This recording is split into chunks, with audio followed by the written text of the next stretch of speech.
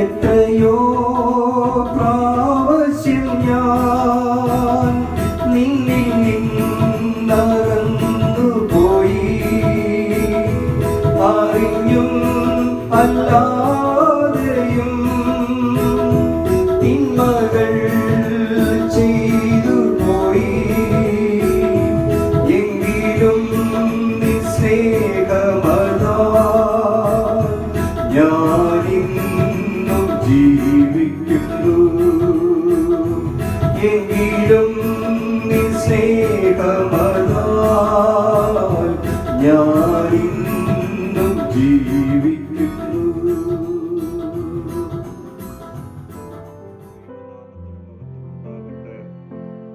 ഇന്നത്തെ പ്രഭാത ധ്യാനത്തിനായി 37-ാം സങ്കീർത്തനം 39-ാം വാക്യം.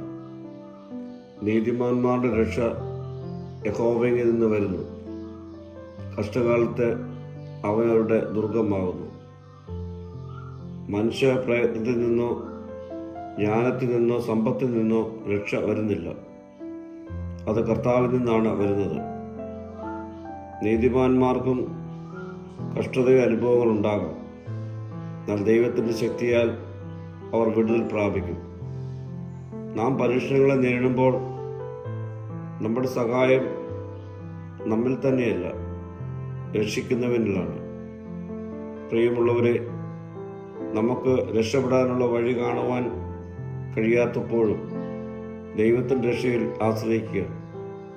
അവൻ നിങ്ങളുടെ നന്മയ്ക്കായി നിന്നിൽ പ്രവർത്തിക്കും. ദൈവം രക്ഷിക്കുക മാത്രമല്ല, അവൻ നമ്മെ നിലനിർത്തുകയും ചെയ്യും. നമ്മുടെ ബലഹീനതയിൽ ദൈവം ശക്തിയായി മാറുന്നു.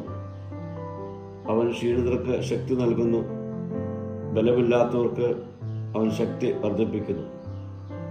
ദൈവം കഷ്ടതയില്ലാത്ത ഒരു ജീവിതം വാഗ്ദാനം ചെയ്യുന്നില്ല, എന്നാൽ പ്രതിസന്ധിയിൽ അവൻ തൻ്റെ ശക്തി വാഗ്ദാനം ചെയ്യുന്നു. പ്രാർത്ഥിക്കാം. കർത്താവേ, കഷ്ടകാലത്ത് നിന്നിൽ അഭയം കണ്ടെത്തുവാനുള്ള കൃപ എനിക്ക് നൽകണമേ. മഹത്വം നീ എടുക്കണം. യേശുവിൻ്റെ നാമത്തിൽ തന്നെ. ആമേൻ.